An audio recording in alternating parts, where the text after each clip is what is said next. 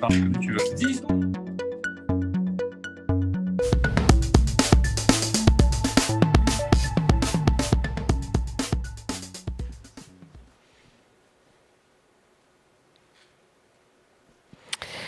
Bonjour à cette Good afternoon.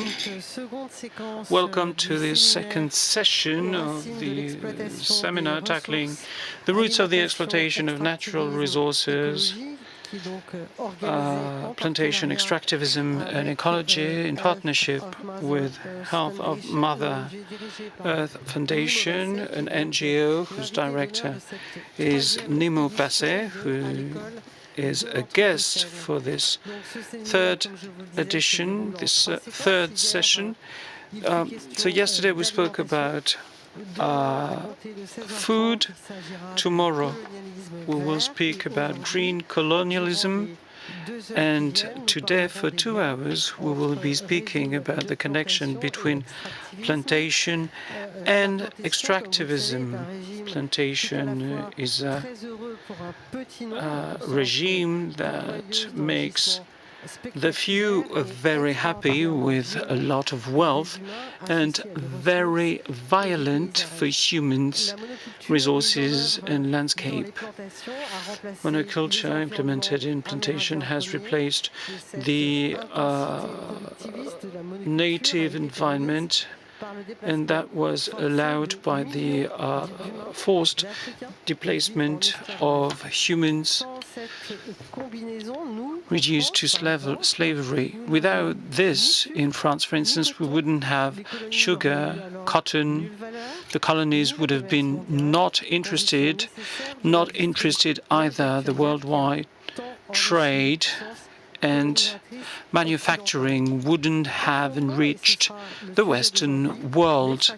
So the point today is extractivism, this approach that wants to use any resource that distracts the environment and that makes flowing men, women and resources. So in order to speak about this, I've got 4 guests. Nnimmo Bassey, you are one of the main activists in environmental issues and human rights. So you are the director of the ecological think tank. Find him. Christine Chivalon, you're a geographer and anthropologist, so you work on the Caribbean area and slavery in America. Malcolm Ferdinand, you're a philosopher, environmental engineer, doctorate in political science and researcher at the Centre National de la Recherche Scientifique, and you focus in particular on Black Atlantic and Caribbean area. You published a book about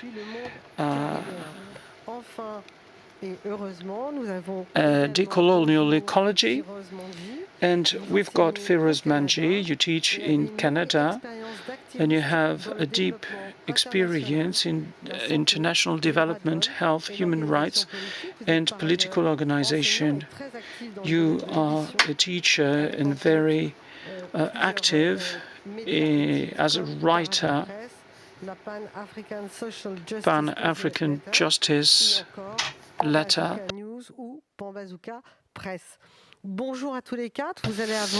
So, good afternoon, everyone. You've got 15 minutes to remind us of your of the issues that interest you, and then I think it will be time to start the debate for 1 hour, and we will have some time at the end to answer the questions from the audience. So let's start with Nnimmo Bassey. Thank you very much, Valerie. I must say we are extremely delighted to hold this seminar. We're so pleased to work with you all. And in this particular session today, looking at plantation and extractivism, ecology, I'm very expectant to listen to Malcolm, who has written a lot on colonial agriculture in terms of plantations. And also my friend Firoz, who is a trained dentist, once defined extractivism as subtraction. And I've never forgotten that very clear definition of extractivism as subtraction. And I hope he will tell us more about that. Thank you so much, Valerie. I will just use my time to share a few introductory thoughts about this topic. And I will be speaking a lot about the agricultural aspect of plantation and then extractivism, and of course, extractivism from the mining sector, which is, and both forms of extractivism are the realities of most people that I work with, communities that I work with. And really, some of it all is that it's been extremely negative and subtraction from the lives and from the cultures and from everything. So, because as we know, extractivism is basically a mechanism for capital accumulation, including from oil, gas, and other minerals mining. It includes also agriculture, and both in terms of mining and agriculture, extractivism builds and feeds on continuous and unending appetite for consumption by what we may call the system driven by consumers, in quotes, and consumers with both industrial setups as well as individuals. So mining capitalism basically permits also the dumping of toxic waste on communities, as long as the polluters can escape responsibility, and as long as they can make their shareholders happy. As long as they can make their shareholders happy.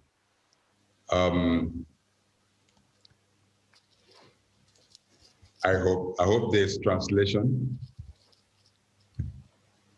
You are being translated. Oh, thank you. Right. So mining, I repeat myself, mining capitalism actually permits dumping of toxic waste on communities, as long as the polluters can get away with that kind of misbehavior, and as long as it piles up capital for shareholders.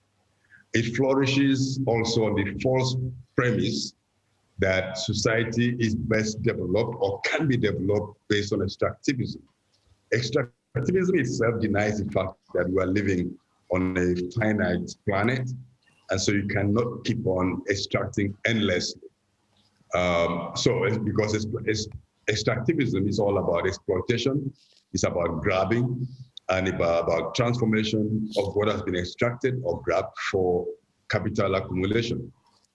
And this means that somebody has to lose something, somebody has to be dispossessed for somebody else to accumulate and to possess and to take over. This clearly has colonial roots. Resource exploitation was always aimed for the global market or for the market of the imperial centers, not for the local markets and not for the local populations in the areas where this extraction took place or takes place, because it's not, it didn't end in the colonial era, and the colonialism is still alive even as we speak.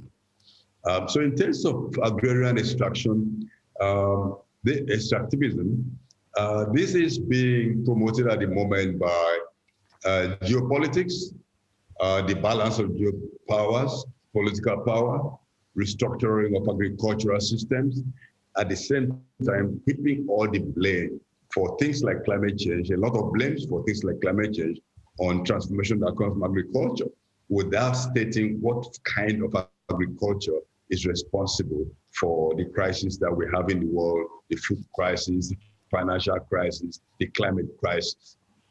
Agricultural extractivism or agrarian extractivism actually directly leads to the impoverishment of peasant farmers.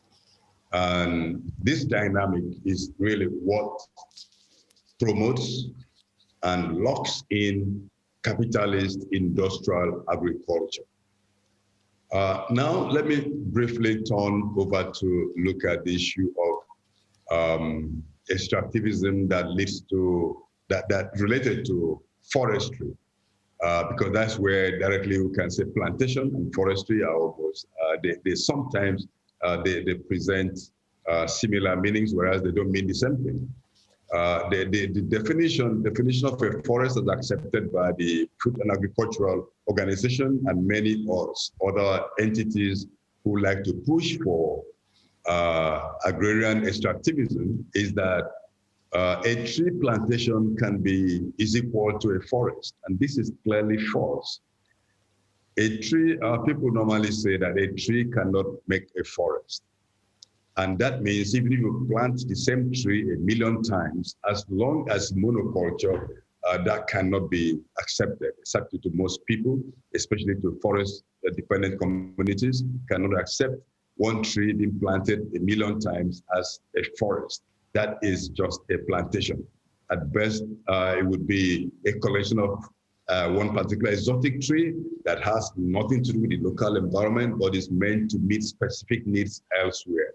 So again, it says plantations are for extraction for the other, not for the people who actually live in that territory. For example, extractivism for the paper and pulp industry, and extractivism for the industries who make what you call this, who make things that are used for fashion, for fashion and for personal kind of care. So this kind of agricultural extractivism has led to the false notion that farming for pulp, for paper, or farming for carbon can be taken as something positive. This is not possible anyway, because forest plantations meant for carbon has led to carbon slavery, has led to families being enslaved so as to protect the carbon in trees. We have a case that happened in Mozambique where a carbon speculator bought up a forest and had an agreement with communities who live in that area to take care of the trees in the forest for a period of 7 years at $60 per year per family. $63 per year per family. That was the fabulous pay that was going to each family for taking care of trees in a allotted part of the area. And the fine print of that agreement showed that included the provisions that these families would have to take care of those trees for 99 years, not just 7 years. So if the head of the family died, the children had to take over taking care of those trees. And if the children died, the grandchildren would have to continue. So this was clearly a case of carbon colonialism. And of course, the people woke up and rose against that when they realized the kind of system that was being arranged and the kind of colonial enslavement that was being perpetrated against them. And then you have this kind of forests that are plantations that are made that some of them have been characterized as green deserts because the nature of the monoculture that subverts the food system of the people, that kills the birds, the pollinators, or other insects, and kind of you have a so-called forest that is totally silent. I think there's been a movie called The Silent Forest, or a documentary, and it's totally inhuman, totally unnatural. Plantation expansion has led to a lot of conflict with ownership of territories. In other words, politics of place or politics of space. Because when a territory is taken over for this kind of monocultural development for extraction, then, of course, you overturn the social systems, the spiritual system, the economic systems, and completely damage the cultural space. And this is extremely harmful and can only continue to exist because of the extreme political role of corporations in the globalized system that we have. So what am I saying? There are a lot to be lost in terms of food, in terms of energy for local communities, and communities are made financially insecure.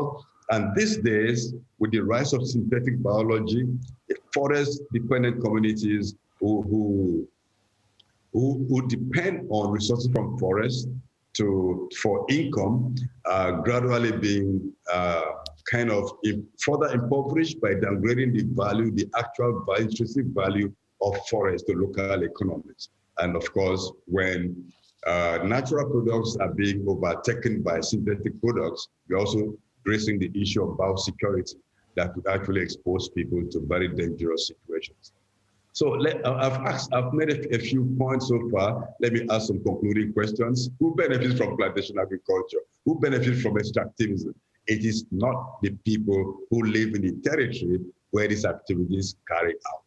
And what makes there's been a lot of narrative that has made this possible, that has entrenched this kind of extractivism, and such narratives include the narrative of green economy, green growth, which can actually be called greed economy, because feeding the greed, it makes the color green.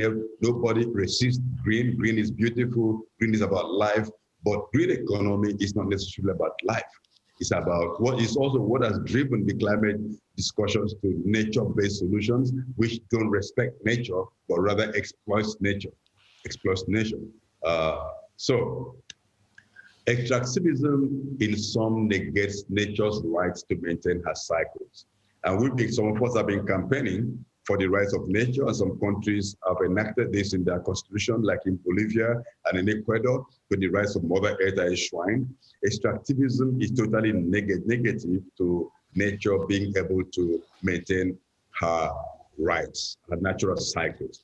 And the paradox is that these countries that have enacted this in their constitution also depend on extractivism, because they believe that the extractivist mode can be used to build socialism. I think this is anachronistic and very, very contradictory. Now, I'll give you two examples about where false notions have been used to promote extractivism, one in Ghana, one in Nigeria, where I'm speaking to you from. So a couple of years ago, one of the governors in our country promoted a project called the Superhighway. It was going to be a highway that would go over a distance of 275 kilometers from the Atlantic shoreline into the middle of the country. And this highway was proposed to have 10 kilometers right of way on either side. I mean, this is a normal 10 kilometers, can't even think about it. But for this highway was going to pass through the remaining rainforest, natural rainforest in the country, in Nigeria. So the whole idea of this infrastructure, people need infrastructure, people need the road, but the superhighway was presented so as to be an avenue for harvesting timber from the territory, because we have trees that have been there for hundreds of years. Communities have been protecting the forest. They live off the forest, they live in the forest, they feed from the forest, they get their medicine from the forest. And so this beautiful, in quotes, infrastructure was being presented as something needed. Of course, the people resisted it, and demand fought until that forest was realigned, that highway was realigned away from their forest. So when people know the truth about the false promises of extractivism, people always rise up against it. And then in Ghana, some years back, the government agencies did a research and showed that if from the area of gold mining, that for a particular number of years, government received less than 1.7% of the global returns on Ghana's gold, less than 1.7% on the returns on Ghana's gold. And then what got to the communities themselves, where this destruction is taking place, was a mere 0.11% of the wealth. So clearly, this is colonial exploitation at the worst level. And extractivist activities presented as development is actually total falsehood and must be rejected. I'll take my pause at this moment so that others can make their interventions. Thank you, Valerie. Thank you all for listening. Merci beaucoup, Nnimmo Bassey. Maintenant, nous pouvons peut-être passer... Thank you very much, Nnimmo. Now we're going to give the floor to Christine Chivaillon. Bien, bonjour à tous. Well, good afternoon, everyone. I'd like to thank you first, to thank all the organizers for this wonderful week. And I'd like to thank Michel for his renewed trust 20 years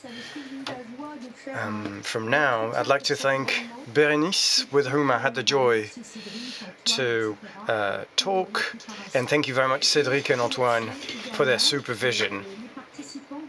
I'd like to thank all the participants to this meeting, some colleagues, I know some of them like Malcolm, for sharing. So I'm here to witness as a researcher, and I'd like to bring my testimony that relates both to what has been at the basis of my research for more than 30 years, that's to say slavery, the slavery plantation system, and this plantation system, which is a term that comes from the Plantation-ocene, that is the intense exploitation of bodies. And then the testimony that also takes into account what has seen the inseparable counterpart of my research, namely the very environment in which the research was carried out, that's to say the universe, which is governed by codes, ways of doing things, regulations, principles of acceptability of discourses, which lead to positioning terms or concepts in networks of power relation. And that's not new, but it's still useful and even crucial to take them into account, since they limit the scope of our critical thinking from the moment of our ways of making science reproduce the way science is made. So the first part will be to talk about plantations, and then the way plantations are designed. So today we're here to talk about the plantation system as a matrix of the system. So I'm not going to talk about the Anthropocene a lot, but it triggers a critical load like Anglocene, Capitalocene, and so the plantation system shows the evidence of the imposition of this devastating and unequal demands. So what does that mean?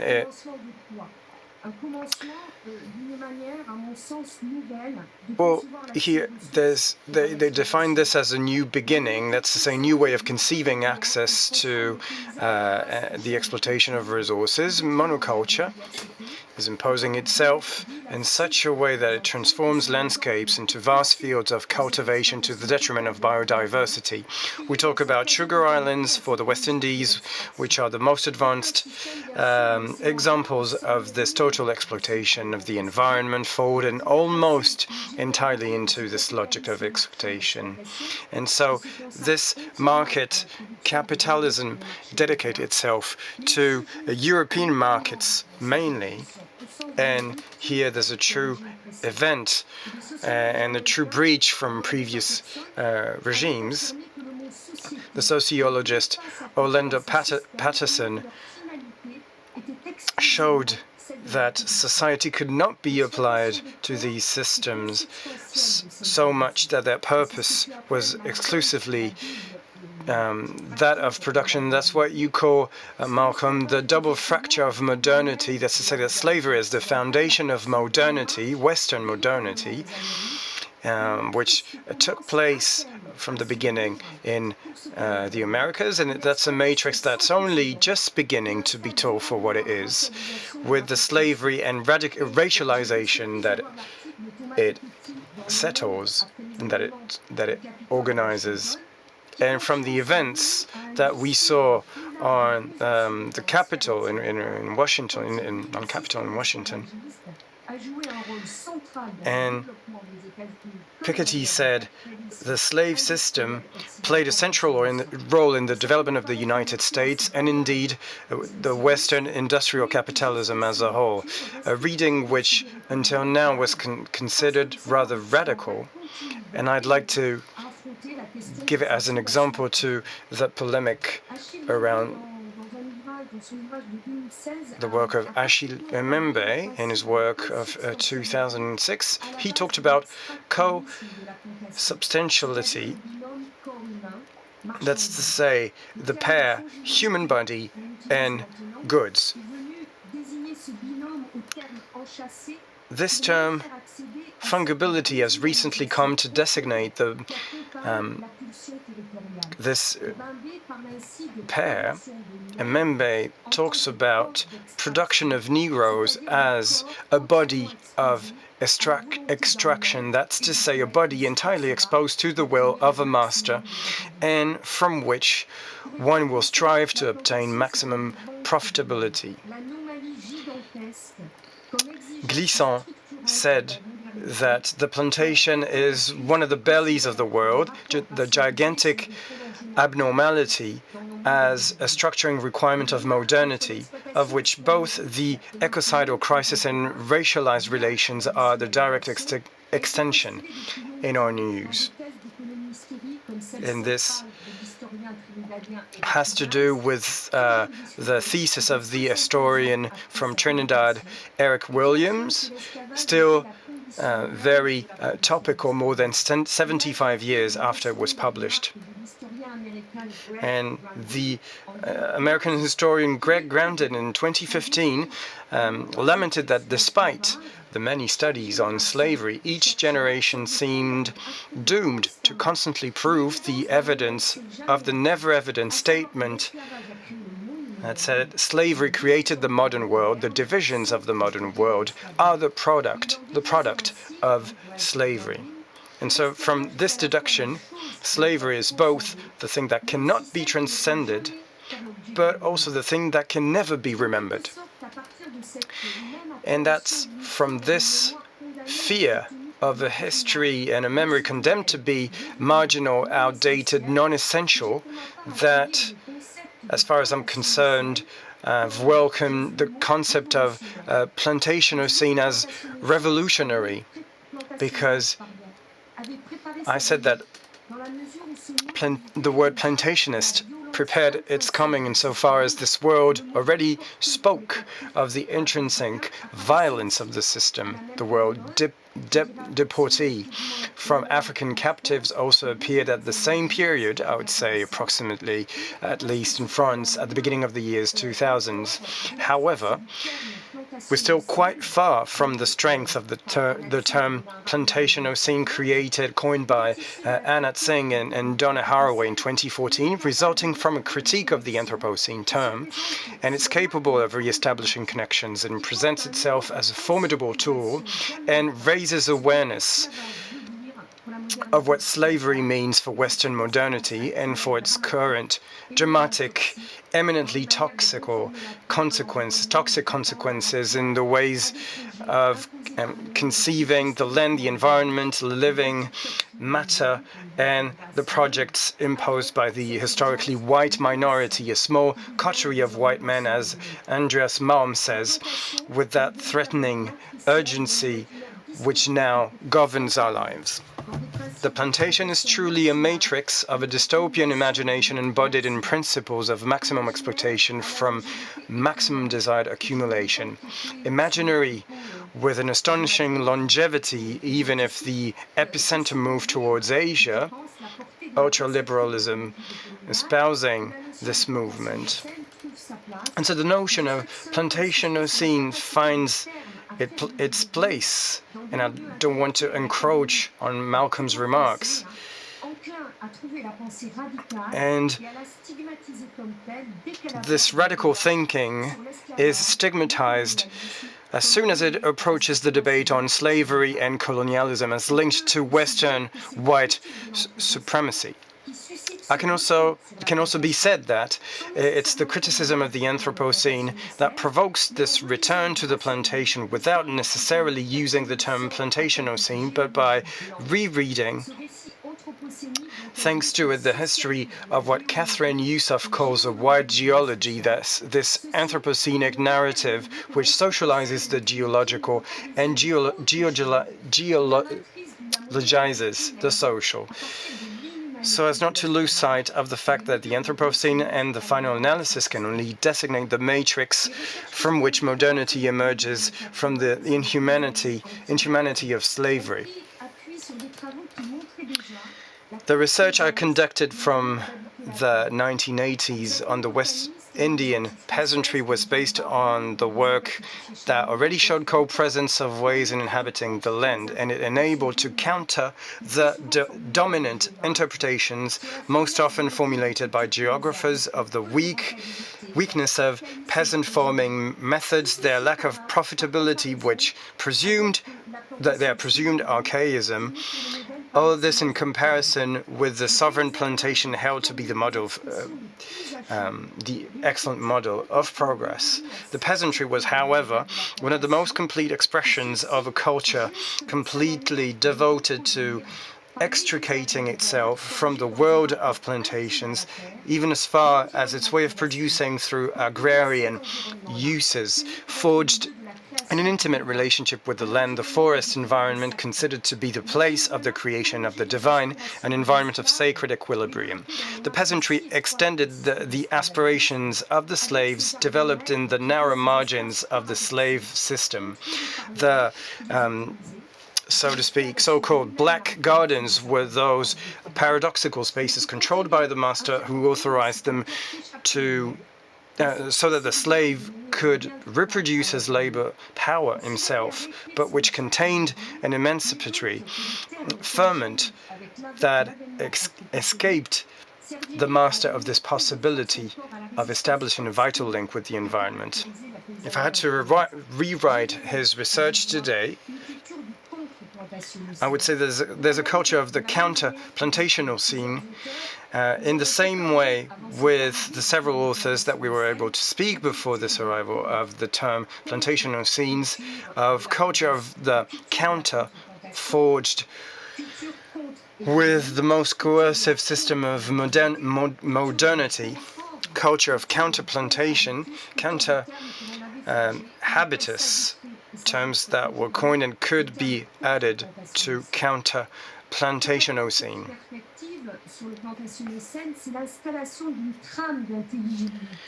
What we can see here is a framework of intelligibility where relations of domination reconfigure the project of Western modernity. So one might think that these relations of domination in some way deserted the studies that are today associated with the new materialisms.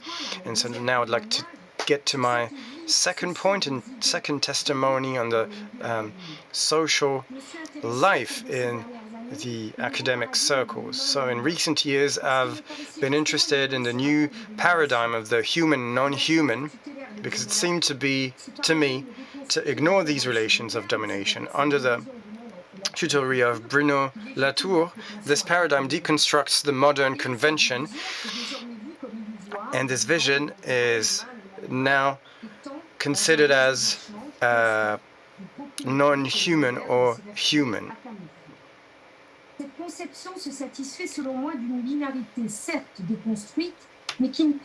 So this binarity is certainly deconstructed and does not take into account a third term, the inhumane. And I cannot go into too much detail here, but I'd like to say that the reasoning of inhuman practices leads us to review more critically this new approach to modernity in order to detect in it something other than the separation of culture and nature, the ontology that this scholar called naturalist, and which the anthropologist does not want to treat in any way then the same level of equivalence with other ontologies. In other words, by cutting out the relations of power. So it can be seen as pure and purified, those of indigenous peoples and maroon communities in this case, and thus leave the field of power relations vacant. This ontology of the fabrication of the inhumane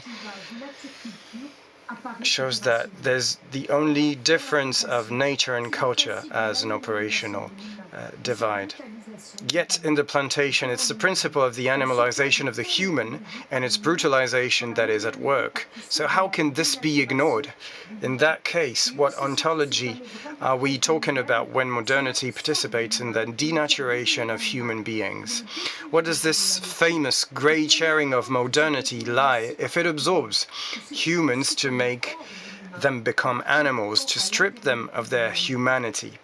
What name is given to their very particular ontology, where what is conceived as outside the human yet belongs to the interiority of humanity? The animalization of the human being in the plantation is a sign of the return regimes of authority under other modalities than those of the politics of nature.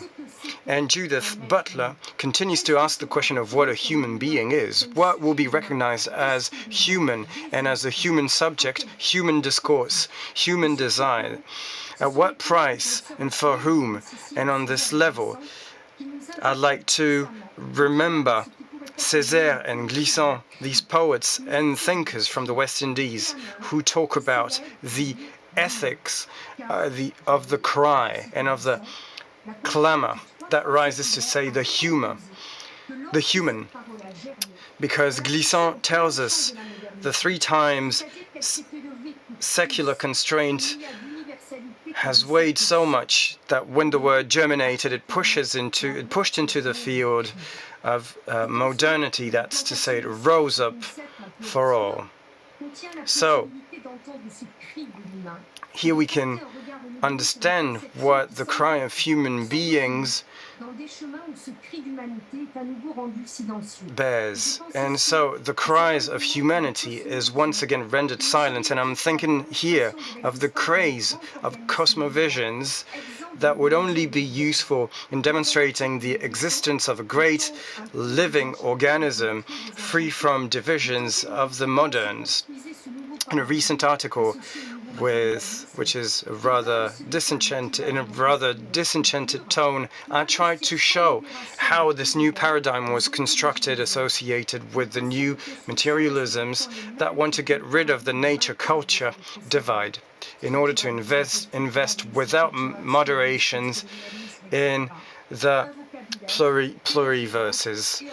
There's a vocabulary, references, and a rejection of what prevailed before. And that's why we no longer say nature, but exteriority.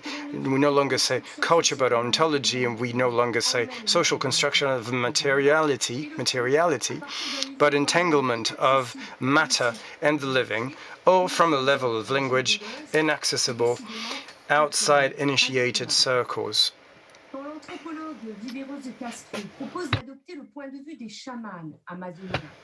When the anthropologist Viveros de Castro proposes to adopt the point of view of the Amazonian shamans, he does it into the conditions of ontological self-determination of collective study. And it takes us back to the Western institution of science in which these approaches are developed. What new relationship does anthropology establish if it continues to be brought into line with the norms of acceptability and of the environments from which the people are talking about in their words? So here we can see that there's the presence of the extractivist impulse lurking in our institutions of knowledge, accommodated our theories, however well-intentioned they may be, however revolutionary they may be, even claiming critical and subversive novelty as a condition for the reproduction of its hegemony. And I'd like to quote Zoe Todd, an Inuit anthropologist, and the title of her book is Ontology, Another Word for Colonialism. The hidden face of ontological shift to her is that of a rather white academic supremacy that continues to consider, while making them mostly absent, indigenous peoples from Western university chairs and their ramifications in the South. So I'd like to ask you that question.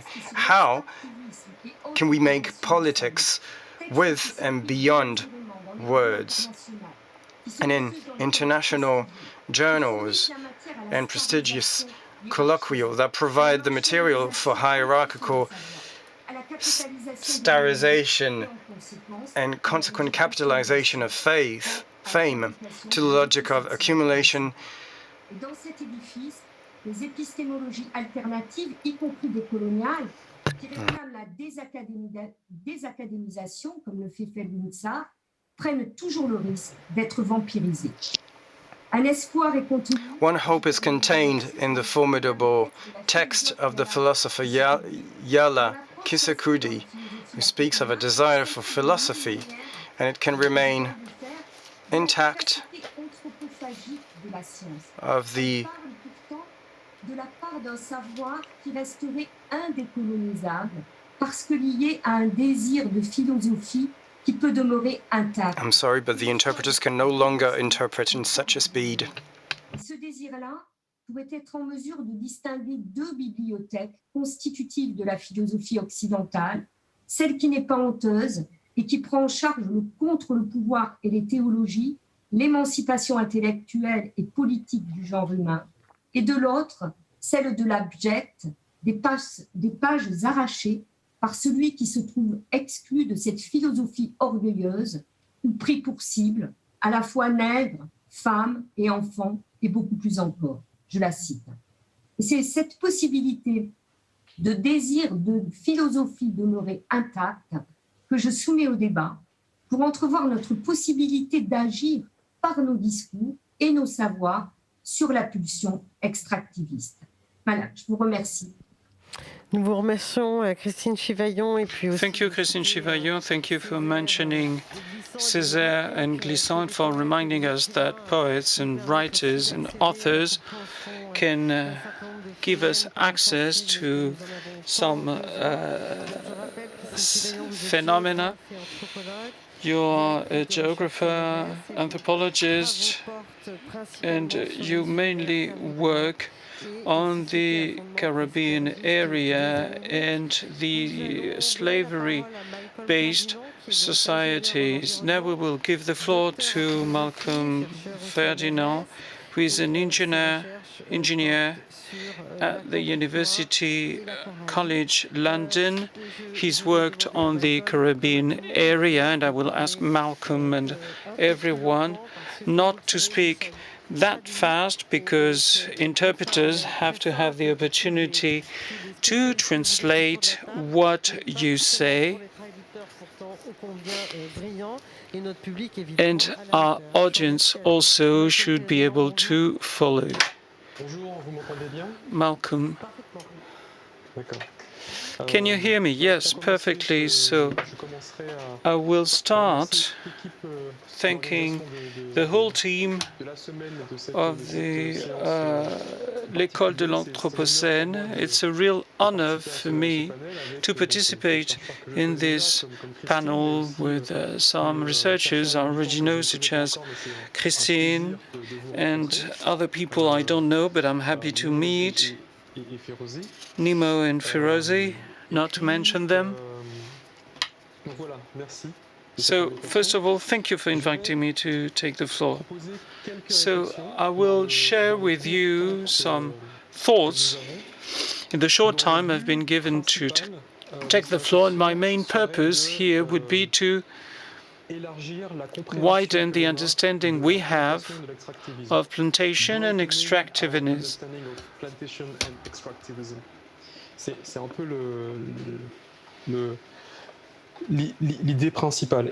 This is the main point, and I will also mention a few elements and aspects that Christine and Nnimmo have spoken about, and I definitely agree with what they have said. So, in my work, in my research, in the discussion I've got with activists and researchers, there is a certain way of thinking about plantation and extractivism that reduces these processes to what happens inside the framework, such as a mine, for instance. And of course it is important, but what I try to show is that what happens within the plantation, what happens within the mine, is the witness of what we can say more globally, how to inhabit Earth, colonial inhabitation.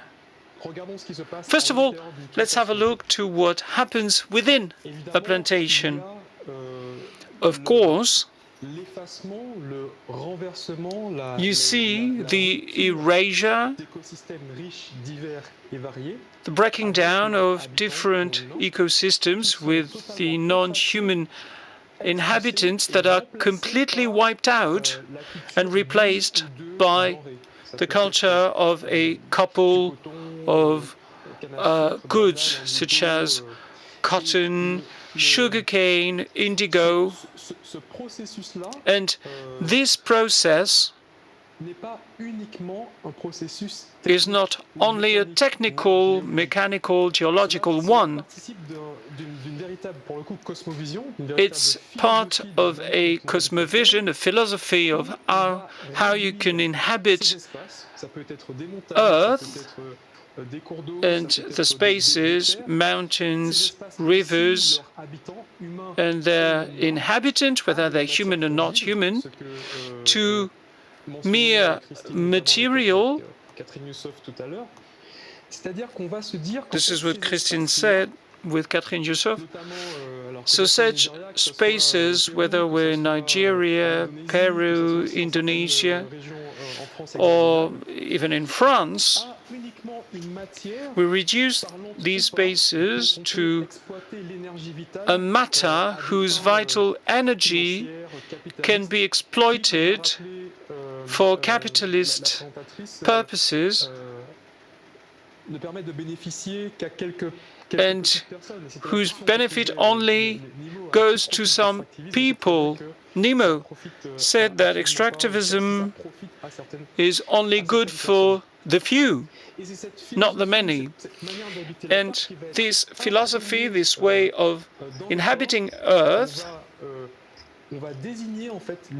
will label the bodies, also the matter, racialized black bodies, and also the violence that is taught to the bodies and also to women. Women are just here for reproduction. In times of slavery, the newborn of the enslaved woman belonged to the master. So this way of inhabiting Earth changed the womb into a reproductive industry, producing slaves.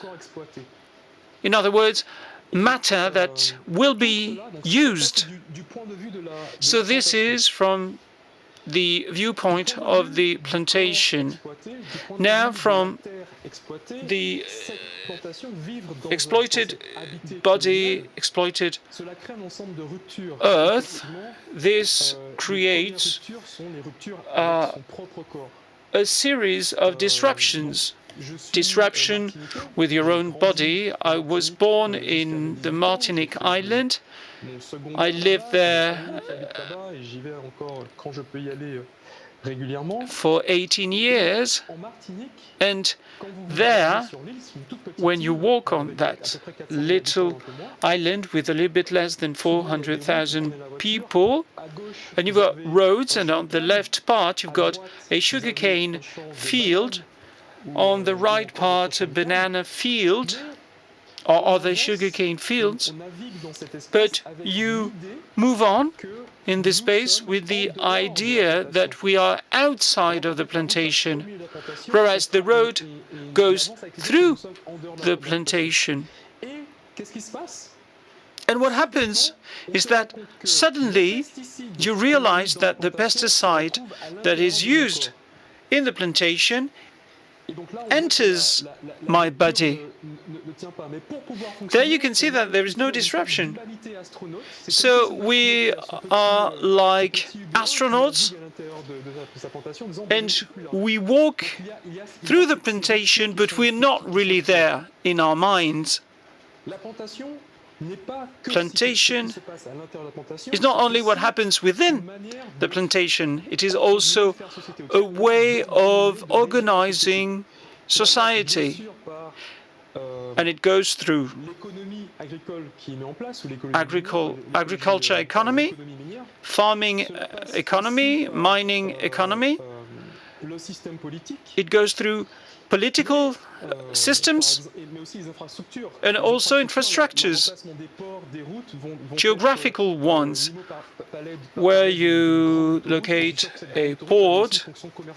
Nnimmo, you spoke about a superhighway, and I'm sure there was a trading interest in the superhighway.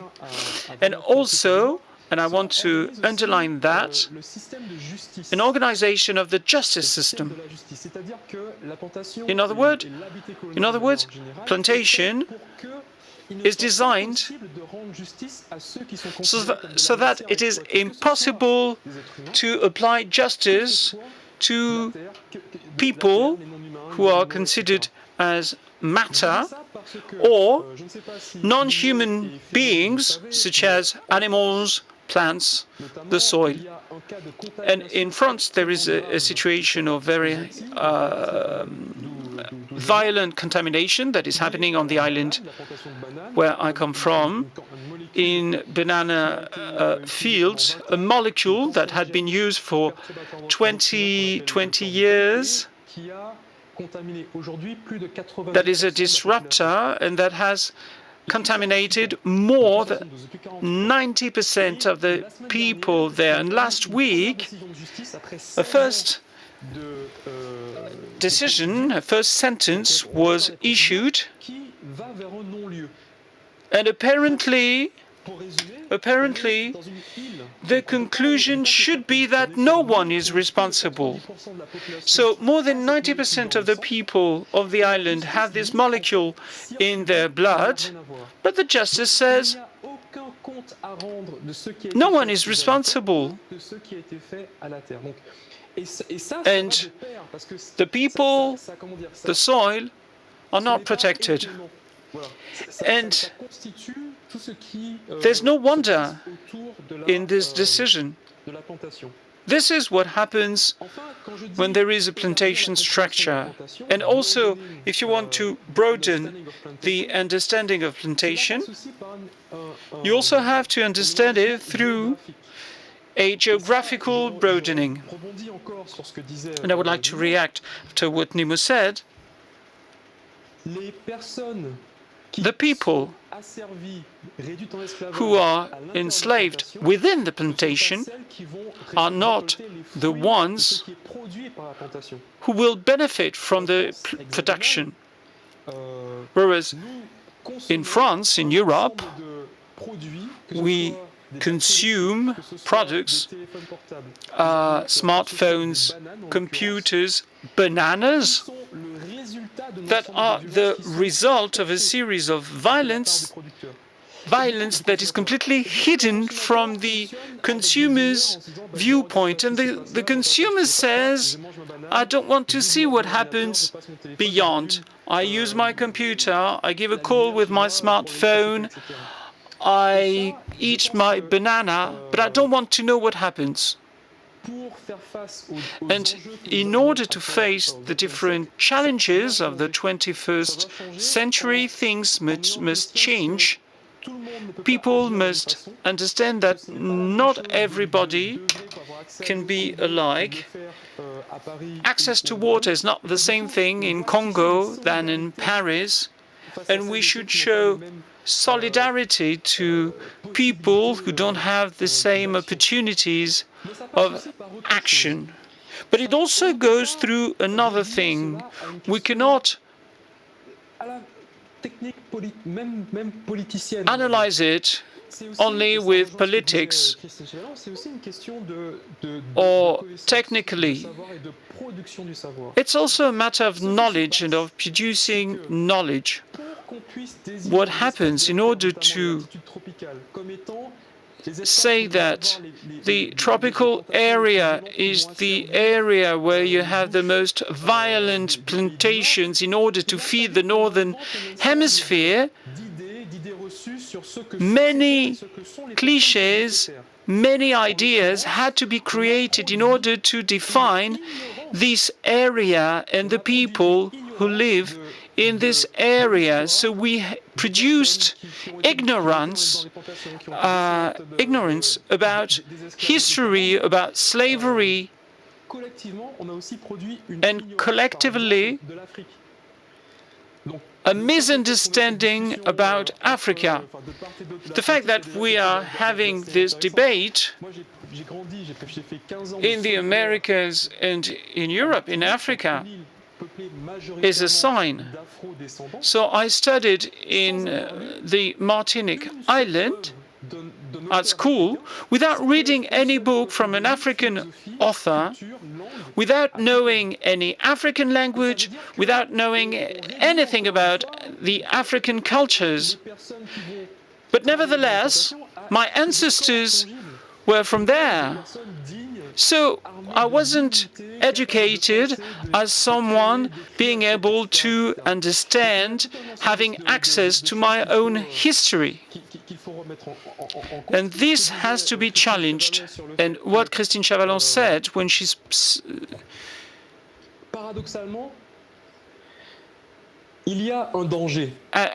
there is a paradox, and that's why Anthropocene can be dangerous as a word. And I call for the teams who organize this festival to think over this word.